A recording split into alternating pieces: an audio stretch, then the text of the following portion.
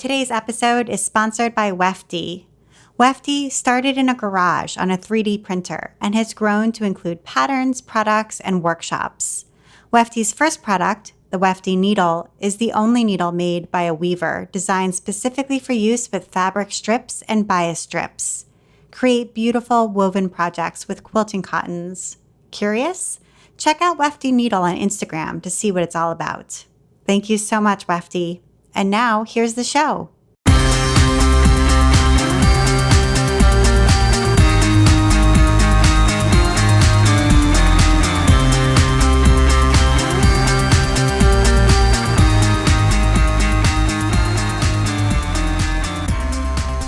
Welcome to episode 126 of the While She Naps podcast. I'm Abby Glassenberg. Today, we're talking about running an online and brick and mortar fabric shop with my guest, Kelly Stevens. After finishing graduate school and some years working in higher education administration, Kelly rediscovered an early love of textiles and design in the late 1990s. Upon discovering Japanese craft books and modern Japanese fabrics, an obsession was born that later turned into the concept for Superbuzzy. The shop opened online in 2006 and then moved to a flagship storefront located in Ventura, California in 2011. Kelly Stevens, welcome. Thank you, Abby. Thanks so much for having me today. I am so excited to talk to you. I was an early Superbuzzy fan and customer, and I've always wanted to get the story of the store and learn more about its genesis and its development over time and its really longevity, because it's still around over all of these years. And yes. I know it's kind of morphed and changed. So I'm excited to hear your journey through all of that. Okay. So let's begin with sort of your early history and talk a little bit about sort of how you got to where you are now. So where did you grow up? I grew up all over California. My mother kind of had a bit of wanderlust, so we moved for most of my life every couple of years, but mostly it was in California. And then I lived in Mexico City for about 3.5 years. Oh, wow. That's interesting. So what brought you guys to Mexico City? Well, that question is probably mostly for my mom. She's an English teacher, a high school English teacher, and it took her some time, I think, to find a place where she felt comfortable and at home.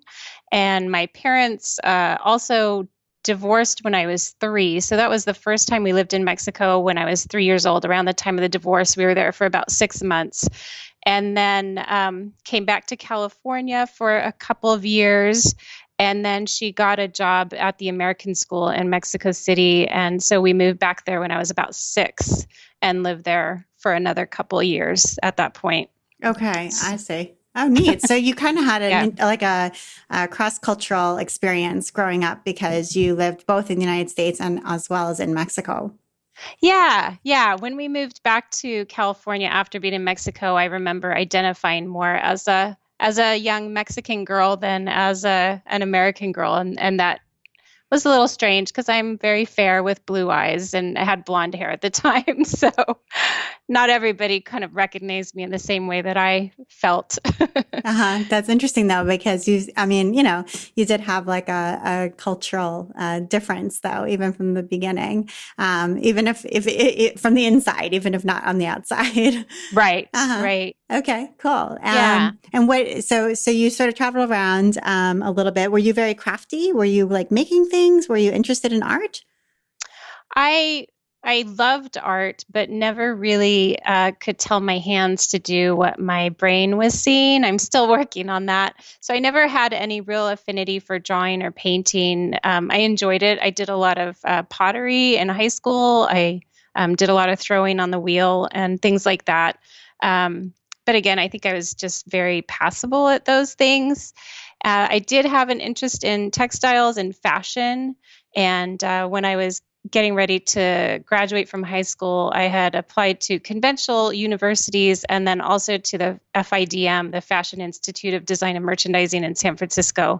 So I always look back at that and realize that I had that interest in fabric and fashion and textiles early on, and just kind of it took me a little journey to, I guess, get back to that. It's sometimes it's hard to understand like what it is that you could do with an interest like that, Right. And it's like you might like it, but it's like, what do I do now? So, Exactly. okay. So where did you end up going for college? So I ended up trying to be a bit more practical and went to Berkeley for my undergraduate school. I ultimately ended up finishing with a major in physical anthropology, and then went on to graduate school in New York at SUNY Stony Brook. Okay. And I hear that while you were at Berkeley, you were Jen Hewitt's RA when she was a sophomore. She told me that the other Yeah, day. yeah, it's one of those when worlds collide moments. Of all the people in my current kind of fabric quilt world, Jen has known me the longest. Yeah, I was can't remember, a year or two older than Jen, and I was an RA at the all-female dormitory my senior year at Berkeley, and Jen was one of my residents. She was just right next door, actually. So we've known each other a long time, and then we reconnected, I believe, at a Renegade craft show in San Francisco some years ago. And it was really funny to see that we were both kind of converging on this craft world after all those years of doing other things. Yeah, that is funny. And just so people know, like Jen Hewitt was a past guest on the While She Naps podcast and is now a printmaker and author, and very involved in sort of the fabric world and cotton and steel designer, et cetera. So Right. yeah, very much involved in the same circles, in the same world. So that is funny. Okay, so you were a physical anthropology major, and I know what anthropology is, but I'm not 100% sure I know what physical anthropology is. So can you explain a little bit what that is? Sure, to the best of my abilities. Okay. Yeah. Just briefly summarize. Yeah. So physical anthropology is generally dealing with the more biological and ecological side of anthropology. So that would be like fossil remains of humans and human ancestors. It would also deal with primatology, with a study of living and recently extinct primates. So that's kind of where physical anthropology lies. Okay, that's pretty cool. Interesting. All Yeah. right. And so then you moved to New York, and what were you doing in graduate school? So I focused on primatology, studying living primates, and so I did a field study in Madagascar of lemurs, and then my dissertation work was on the pygmy chimpanzee, which is located in Zaire, or what was Zaire, what is now the Democratic Republic of Congo. Okay, so do people often be like, Jane Goodall? Yeah, I think that's the closest, Okay. sort of celebrity that people can relate to in that field. Okay, Definitely. but that's actually probably not exactly right. Am I right? Like, not really.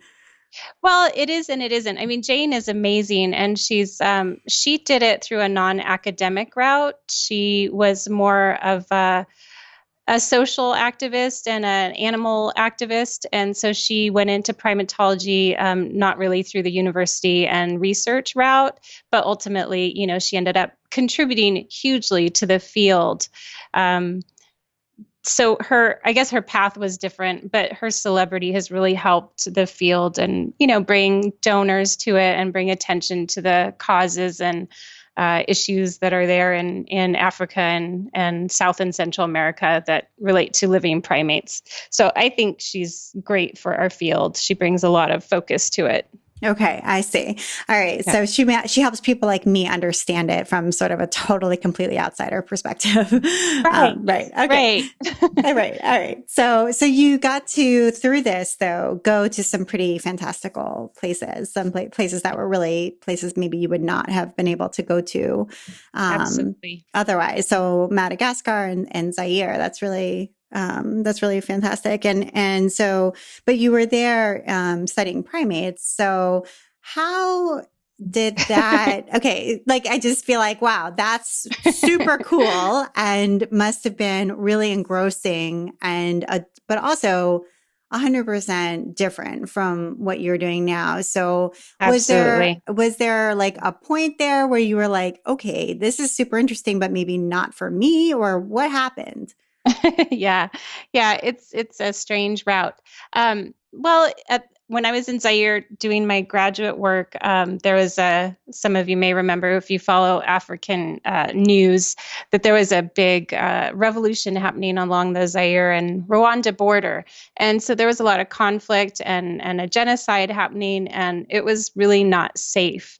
And so most of us expats or expatriates were recommended to leave the country for our safety. And so realizing that, and also being in a field that is incredibly competitive for funding, where I like to think of myself more as a collaborator. And in that field, the money is so tight for research. You end up competing with the very people who I thought I should be collaborating with and cooperating with. I just had second thoughts about staying in academia. And I had also fallen in love, which is a part of that story, with my now husband. He was a grad student in physics at the same university, and he had finished his PhD and moved to Colorado, where he was working on his postdoc. And so there were a lot of factors that made me realize that maybe sticking with academia was not the right path for having a family and a stable lifestyle. And so that led me to work in higher education administration for a bit, some time at Colorado State University while we were there. And then we moved back to California, where he had a job offer, and I worked for the University of California Office of the President for a time there.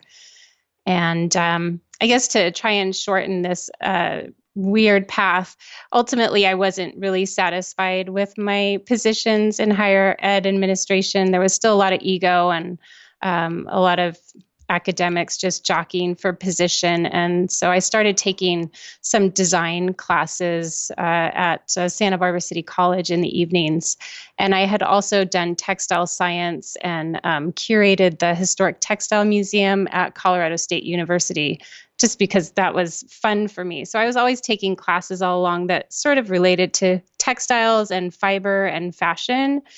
And so around that time, I discovered Japanese fabrics and the Japanese craft books, which I thought were incredible. It really opened my eyes to a whole new side of things. And that's ultimately, I think, where the seed for Superbuzzy was planted. Okay, so I want to unpack that a little bit. So, and around what year was this? So you were back in California, where he had the job offer, and you were sort of taking these design classes. And around what year was this? Like the early 2000s or mid 2000s? We got married and moved to California in 1998. Oh, okay. And lived near Santa Barbara in Goleta for a few years. And so that's when I started taking those, probably around 2000 when I started taking the design classes. It took me a couple years before I decided my job wasn't really thrilling me. Right. Yeah, as it can, of course. Yeah. Okay. All right. So you're taking these classes, and it's interesting, like this discovery of Japanese fabric. So was it through one of those classes where you like opened a book and saw Japanese fabrics, or was it through like one of the teachers of one of the classes, or through a student, or how did you first discover them, and which Japanese fabrics? Because of course there's all kinds of Japanese fabrics. There's like kimono fabric, and there's ancient Japanese fabrics. I mean, there's a whole set of them, but I'm getting the feeling that it was more of like the modern Japanese fabrics that were being produced today that kind of resonated with you. But maybe I'm wrong. So tell me a little bit more about that part of it. Okay.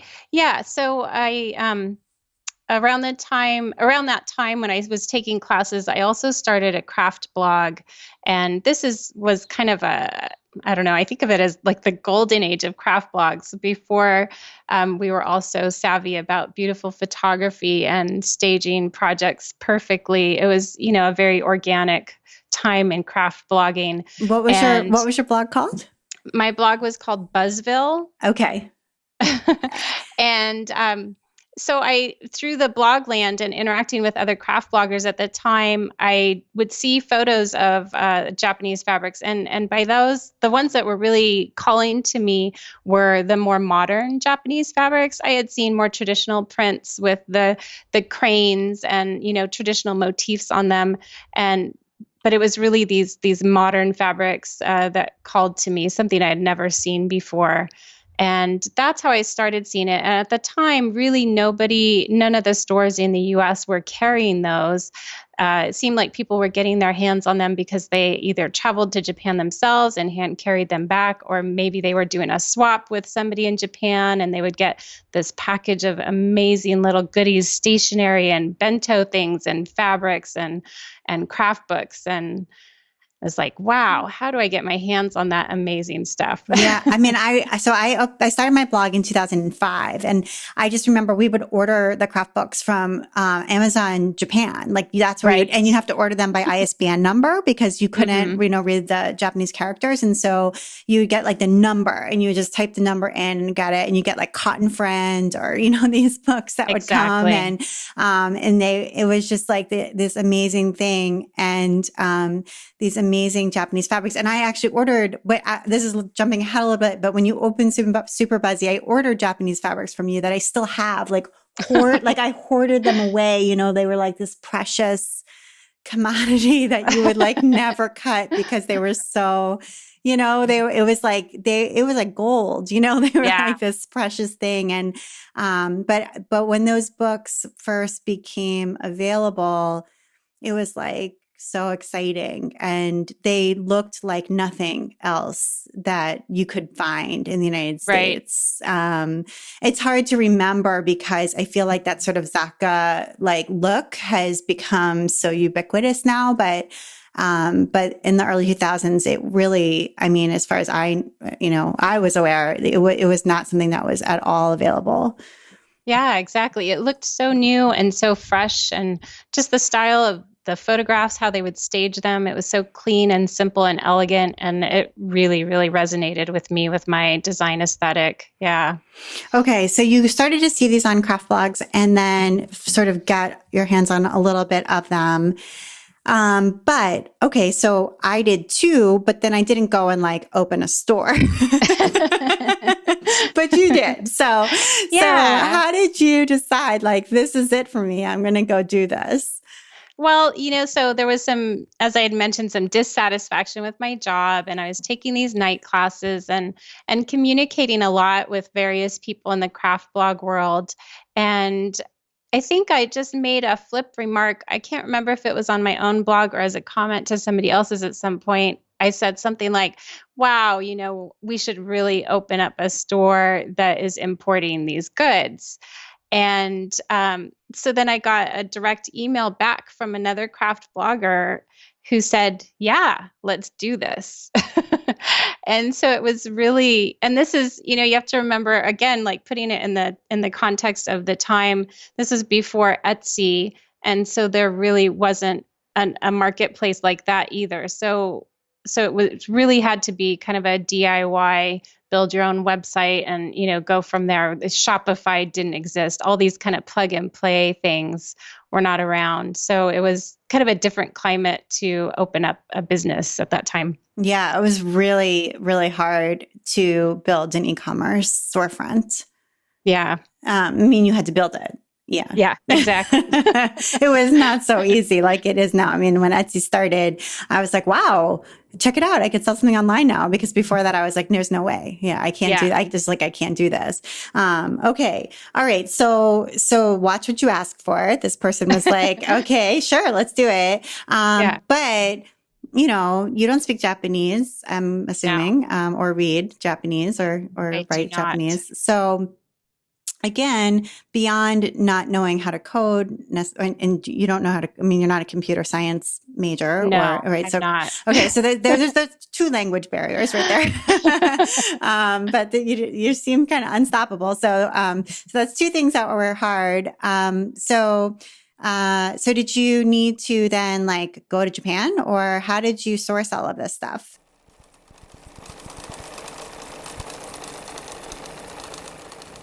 I'd like to take a minute now to talk about our sponsor, Wefty.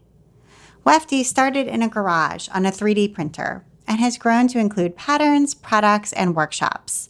Wefty's first product, the Wefty needle, is the only needle made by a weaver designed specifically for use with fabric strips and bias strips. The Wefty has a tab at the end for looping the end of the strip, much like the eye of a needle, securing it in place as you weave. Its flat construction ensures that the Wefty will glide through your project without disturbing the design, all while holding and pulling the fabric strip tucked neatly behind it.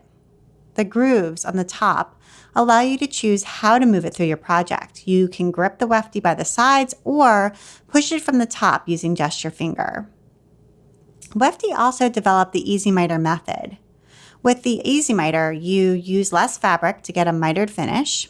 You highlight your favorite charm pack, choose whether or not to use batting, finish with hand applique or decorative machine stitches, and make 5.5-inch finished raw edge blocks or 5-inch finished hemmed blocks. The Easy Miter is a heavy gauge acrylic template that comes with instructions and fussy cutting guides. Learn more about all of this at weftyneedle.com. The Wefty was invented by Tara J. Curtis, who travels the earth teaching humans how to sew and weave with quilting cottons. As an expert fabric weaver and inventor of the Wefty needle, she can answer any questions while leading students through every step of the process. Tara spent most of her life as a therapist and prevention outreach educator, so her style of instruction is patient and affirming, with an emphasis on using humor to connect. There's no room for stress when it comes to working with fabric. If your guild or retreat is interested in having Tara teach, email her at weftyneedle@gmail.com, and Wefty is spelled W-E-F-T-Y. weftyneedle@gmail.com for pricing information. Thank you so much, Tara and Wefty. And now, back to my conversation with Kelly.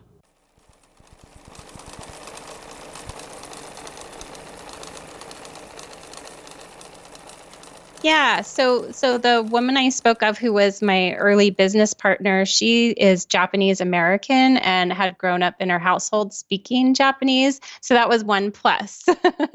And she had some friends who traveled to Japan fairly regularly. And so once we got kind of the idea behind Superbuzzy grounded and started, those friends of hers actually did a shopping trip for us because they were going to be in Japan. And we kind of said, look for really cool, cute, modern stuff. And they shipped it to us. So that was our first Superbuzzy inventory, was hand selected by some friends of my former business partner. And then the website was launched on August 21st, 2006. And those of you like you, Abby, who have been there from the beginning or way back when will remember it looked very different than it does now, because I'm not a computer programmer. And so, yeah, we kind of did our best with what we had. And I think it worked at the time. I remember like the pictures were small. I do remember that. Yeah. Yeah.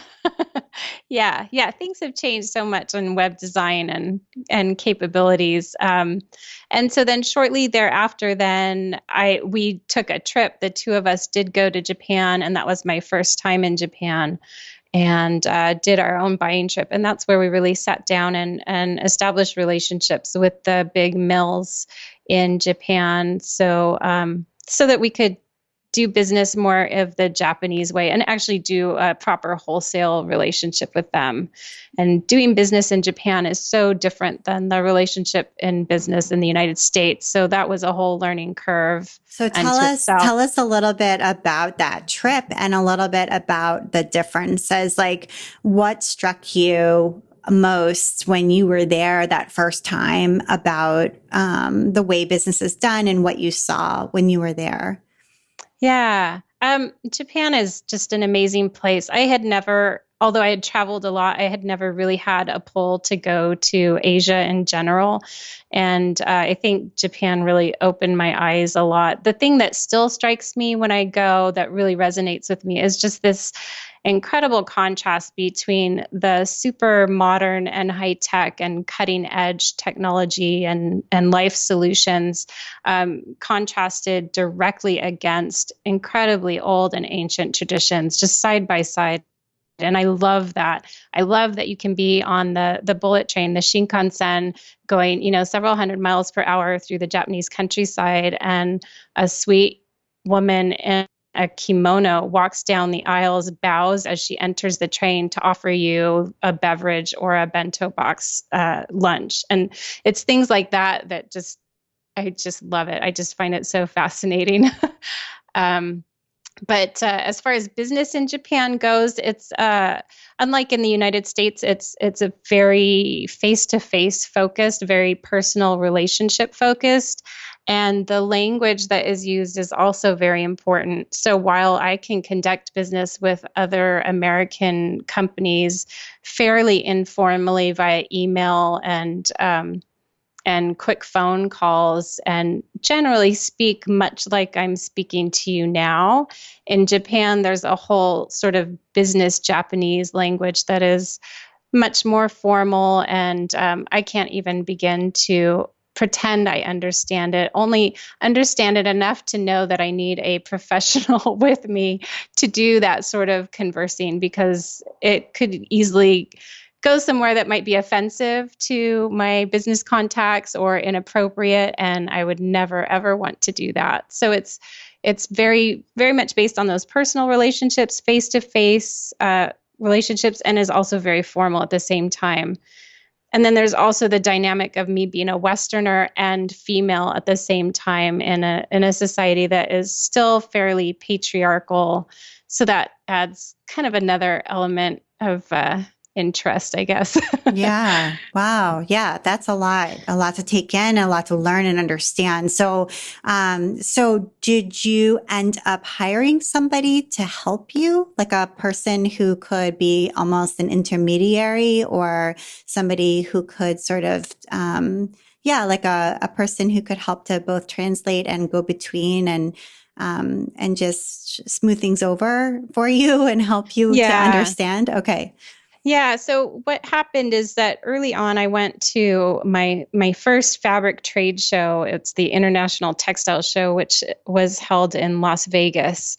And while there, I developed what is still just the most amazing relationship with one of my distributors, Seven Islands Fabrics. And I've worked with them from the beginning, and they're like family to me. And so the owner of Seven Islands, Hiro, has always been with me on the trips that I've taken to Japan. And he's a native Japanese speaker and just a wonderful human being. And so he's always been there to guide me, gently nudge me into proper conversation topics, and what is done and what isn't done at either a lunch or a more formal meeting, those sorts of things. And then he'll always kind of take my questions and frame them appropriately and deliver them appropriately to the mill representatives. I see. So he lives in Japan because Seven Islands is a Japanese distributor, correct? Well, no, he lives in Torrance, California. Oh, I see. So Seven Islands Fabrics is based in Torrance, and they do import and export both directions. So they'll bring in fabrics from the Japanese mills into the United States, and they'll also export fabrics from Moda and Robert Kaufman and those U.S. brands into Japan. So they do import, export both directions. Okay. So when you go to Japan, though, he just goes, does he like go just with you, or is he there for other business and he just sort of makes it work? Yeah, I think he makes it work. He's very gracious to let me tag along and do meetings with him. And I think he's also at the same time conducting business for his company. I see. Okay. So Yeah. he like sort of adds you into his calendar. Right. And then so that way you sort of become one of his many sort of client meetings while he's in Japan for other things. Okay. And facilitates that. I see. Okay. And do you know if there are other similar shops like Superbuzzy that do specialize in Japanese import fabrics the way that you do in the United States? I'm just trying to think because I'm not sure that there are comparable shops, but maybe there are, and I just don't know of them. Well, yeah, things have really changed. Back when we first opened in 2006, as I recall, and certainly there may have been others out there that I wasn't aware of, but as I recall, it was Superbuzzy and Repro Depot, Oh, which yeah. I miss Oh dearly. my God. I remember when they went out of business. Oh my God. Yeah. So Repro and Depot. Pearl, yeah, and Pearl Soho. I think all Right. three of us kind of latched on to this, amazingness of Japanese fabrics at around the same time. And so at that time, I remember the three of us were doing that. And certainly Pearl Patchwork still does.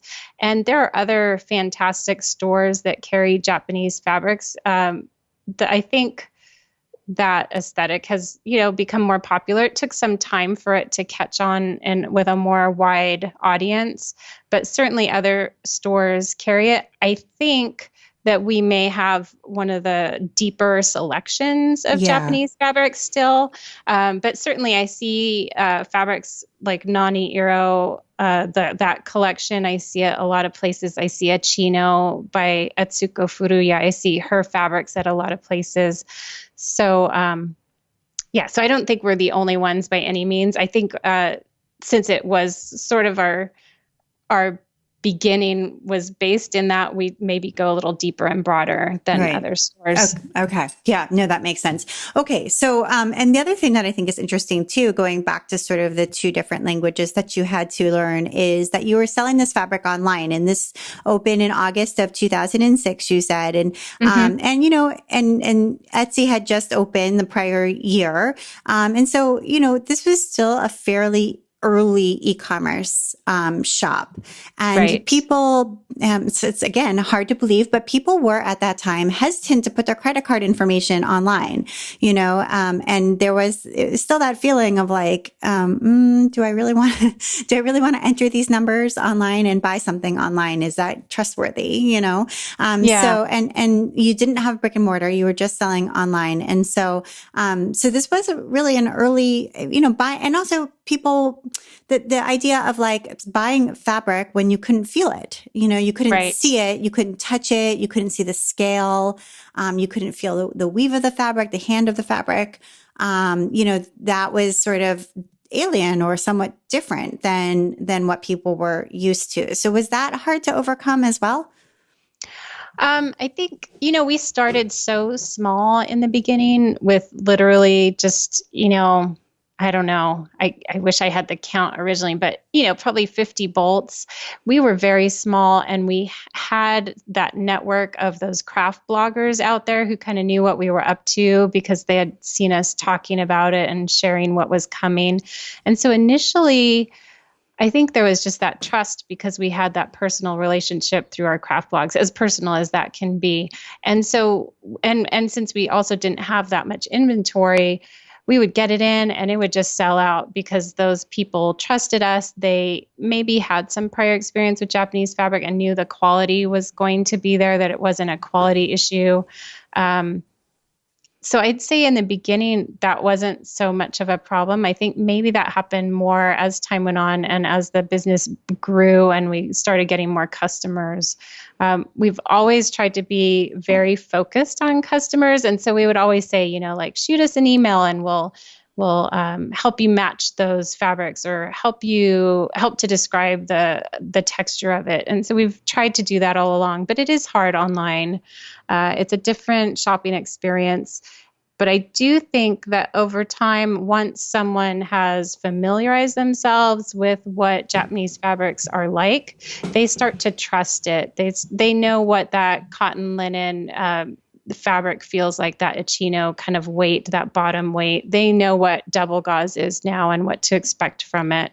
So there's, I guess there's a learning process for the customer as well. Mm-hmm. Yeah. I mean, you had something too that was, it's just so rare as well, that you couldn't source anywhere else. And so, that made it something that people really could only turn to you to get.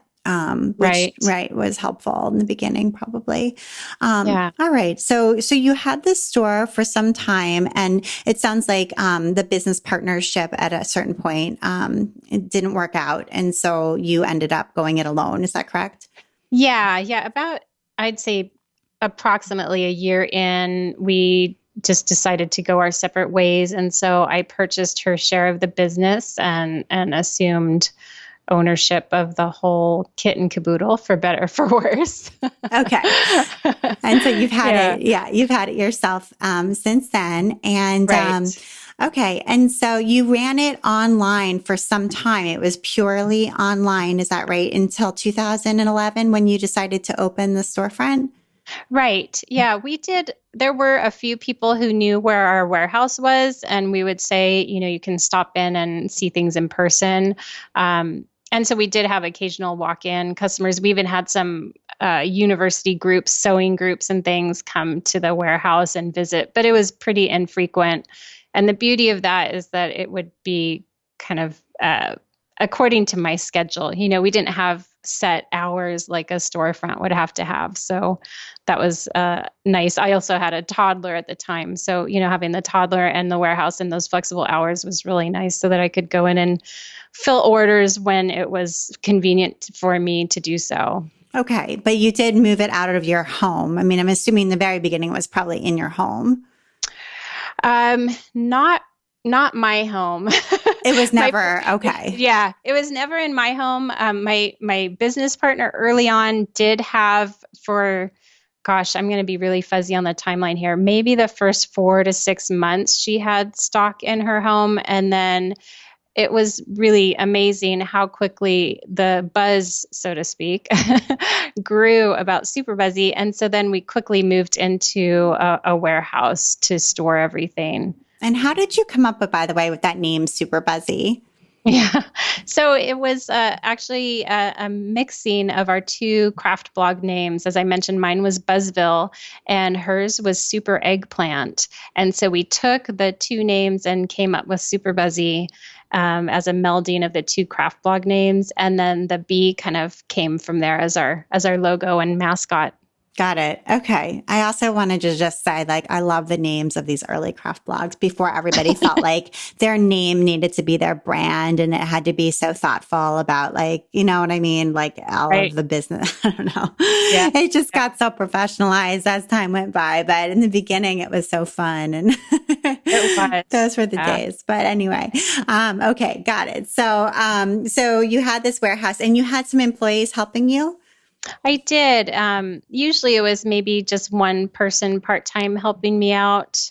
And then things kind of grew organically. For the longest time, I was still working at another job. And so Superbuzzy was part-time. And then at some point that shift just kind of happened where it was time to quit the day job and do Superbuzzy full-time. So a lot of order fulfillment, I would get help with that, but typically it was just one other person. Okay. And so then you decided to open up this storefront. Right. And that's a pretty big commitment because once you have a storefront, you actually have to be in the store Yes. during the time that the store is open, or you have to have an employee there and, you have to supervise this employee or, it's a pretty big deal to open a storefront. And, you have to merchandise it and it's just a lot, it's a lot to do, different kinds of insurance and all the rest. Exactly. It's a lot to take care of. Was there a certain pivot point where you were like, hey, I do want to do this? Or was it just like a piece of real estate came on the market and you're like, oh, that would be perfect for me? Or what caused that change? Yeah. Well, I think all along I had always had this pie in the sky vision fantasy of a beautiful creative space filled with color and just amazing fabrics that people would walk into and feel inspired to create. And so perhaps that pie in the sky vision helped to drive the opening of the storefront more than the financial situation at the time. But this was just post the big crash the financial crisis, and things were really tough for an online business, especially one that is doing something that's not, a life necessity, selling gasoline or milk or eggs or something like that. It's a kind of a luxury item. It's a higher end good. And so things were really tough. And at the same time that the crash was happening, more and more online fabric stores were cropping up. And so there was a lot more competition online for customers. And then I guess the third part of that is that in Ventura, there really wasn't, where we live and are based, there wasn't really a fabric store that was catering to a modern sewer. And the Modern Quilt Guild, of course, was, sort of was growing at this time. And so more and more people were becoming aware of modern fabrics and modern quilting and modern sewing in general. So I think all of those factors kind of contributed to me just having itchy feet and wanting to open the storefront, in the hopes that if we could perhaps cater to a local community more effectively than we could through our warehouse, that maybe that would help boost our sales that we were losing in the online battle for customers. That's so interesting, because I feel like often people go the other way, they feel like they need to go online in order to find new customers, but you sort of decided to go the other way. Okay. So you opened the storefront in Ventura, which is actually where Craftcation, by the way, is every year. Yes. So I wonder, I'm betting that the Craftcation crowd comes to see you. They do. Which must be nice as well. Yeah. Yeah, that Craftcation is pretty awesome. So did you feel like that it worked? I mean, that, you're taking that bet. So you opened the store, and did you feel like that plan of being able to connect with people, sort of the modern, quilters and local people, and finding a new customer base, that plan did indeed work? I do think it has. In fact, I'd say more of our business now is with our local customers than is online, which always really surprises me. And maybe it's just because I'm not doing things right, but I always think, how can a relatively small town like Ventura compete with the world at large? But for whatever reason, either my own failures or just the support of our local community, we have just the greatest group of people here in town who support us. And at the same time, when we opened the storefront, we also broadened our inventory, because I knew that not everybody was looking for those really high-end fabrics from Japan. And so that was when we first started open the doors, so to speak, to American branded goods. And so we started carrying U.S. brands from Robert Kaufman, Alexander Henry, Michael Miller, those sorts of companies. Right. And I did a piece actually this year about Row by Row, which is, a shop hop that quilt shops can take part in, for example. And I know you participated in Row by Row. You designed a beautiful row. Thank you. Yeah, I loved your row. Actually, it was I think that actually was my favorite one of the ones that I ran. I did like a thing about like modern rows, because just rounding them up and taking a look at all the modern ones, and it was just super beautiful. So just sort of deciding to kind of participate in kind of the US based scene a little bit. Right. Mm-hmm. Right. And we also participate in a shop hop or shop tour, as we like to call it, a Central Coast. So I do that once a year. It happens in June each year, and an association with shops that go up and down the Central Coast of California. And I think that's really helped to expose people to what we're doing. And maybe the Japanese fabrics aren't for everyone, but we also have, an amazing selection of Kona solids and beautiful polka dots. So there's something for everyone, I always feel like. Yeah. And I know you have, you've got like a trunk show up now. I saw like, on your Instagram, some of, beautiful quilts. Sam Hunter's, like Lisa Congdon quilt is up in the shop. I don't know if it's still there, but it was up recently. Yes. Yeah. So some really beautiful modern quilts up, to draw people in as well. Yeah. And I know that you were at Spring Quilt Market in Portland. I saw some pictures of you there. Hmm. I wasn't there, but I was watching on Instagram like everybody else. So I'm wondering, do you typically go to Quilt Market? It had been a while since I had been. I felt like it was time. I always want to go, but being a mom and running a small business, it's often challenging to legitimize going, to a trade show when I can easily see things online. But I thought it was time, and it reminded me of how important it is to be there in person and see everyone and get that energy and that inspiration in person. Yeah, no, I know that those in-person connections are really wonderful. And when I go, I always feel that same way too. But something that I've been thinking a lot about recently, and I just wondered if you had any thoughts about is, since you do sell online and in person, and I know you said that your in-person sales are at this point are higher than your online sales, but still Hmm. still thinking about this from the online perspective. Hmm. Something I've been thinking about is how Quilt Market could serve online shops. Because I feel like a lot of the programming that they have at Quilt Market is really geared toward the brick and mortar shop. And that's super important, obviously, and has historically been really the only kind of shop that existed.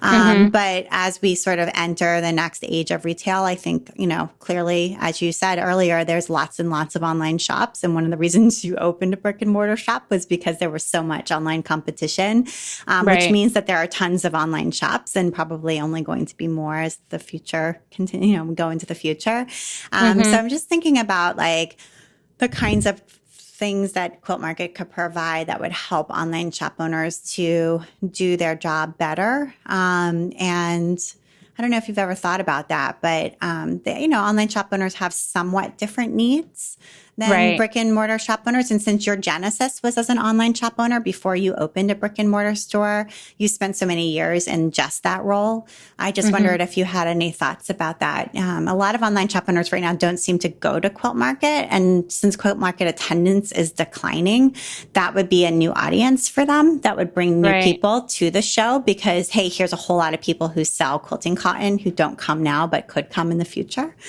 Right. So, yeah, I just wondered if you had any thoughts about that. It's an interesting question.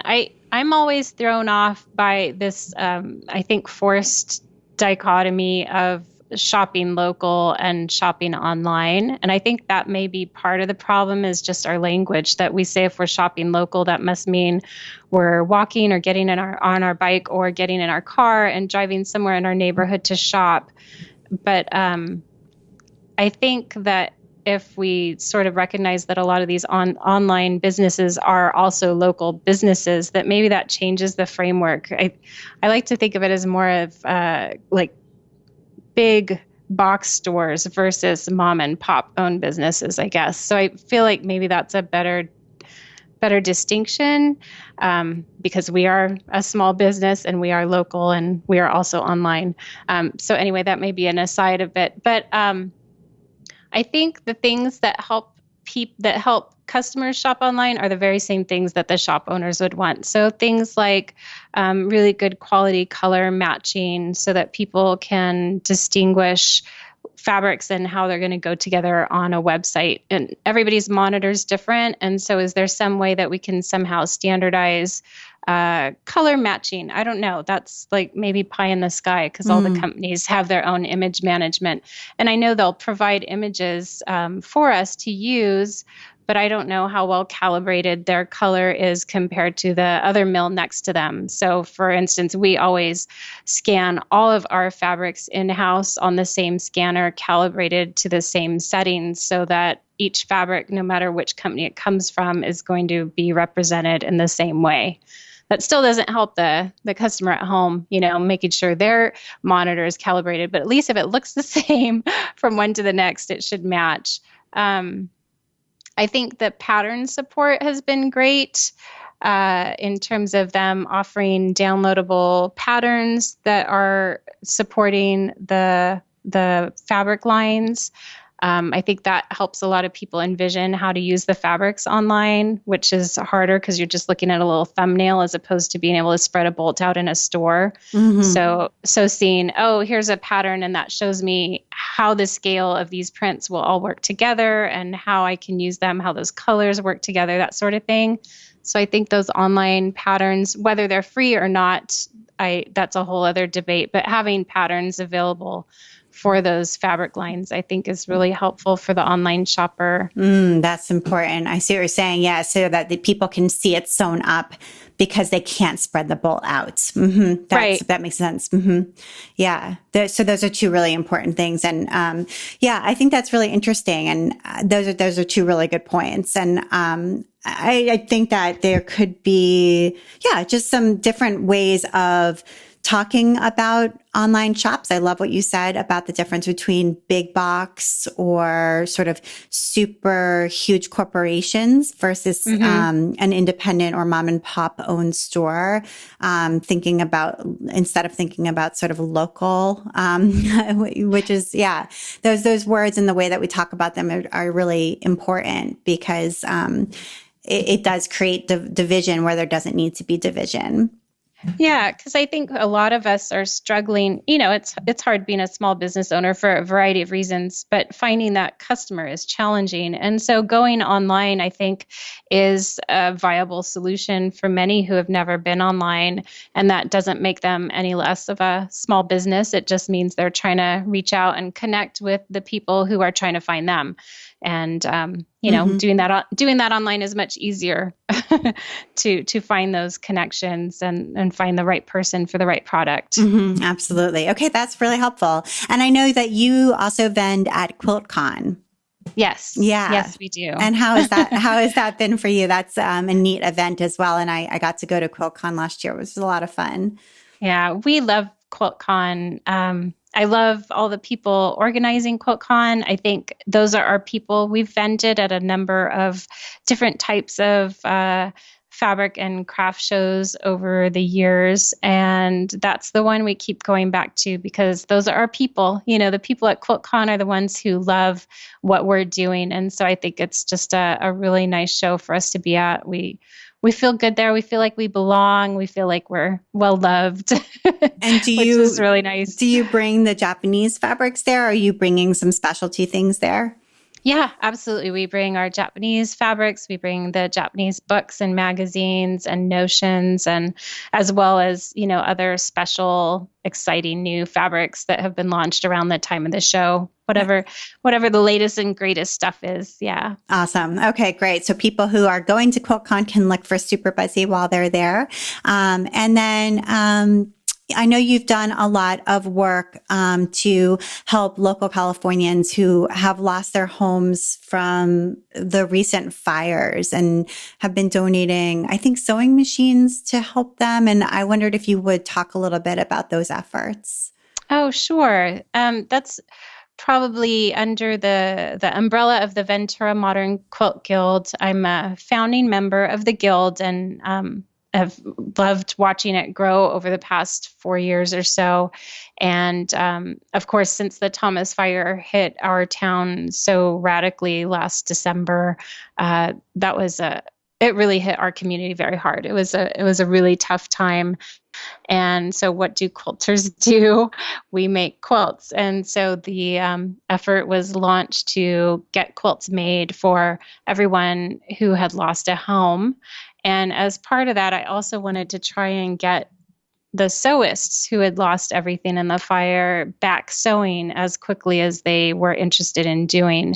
And so we put the call out for people, anyone who had an extra machine who they were no longer using, or sewing supplies, fabrics, anything like that. And we were overwhelmed with the response for both the quilt making effort and then the supplies.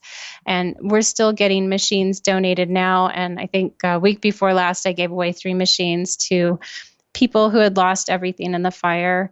It's a long process for them. I think now they're starting to get a little more settled in whatever their new home is. And so then they're finally able to think about sewing again and having a space set up for sewing. And so we're seeing that people coming in and finally ready to take a Yeah. machine home. Yeah. Yeah. Gosh, that is a long process for sure. Yeah. But that does make a big difference. Does the person's feeling of well-being?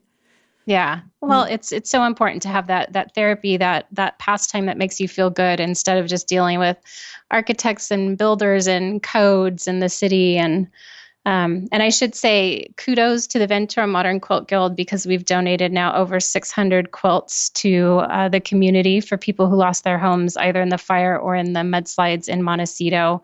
And we have, I think, about another 300 folks on our list that we're trying to finish quilts up for.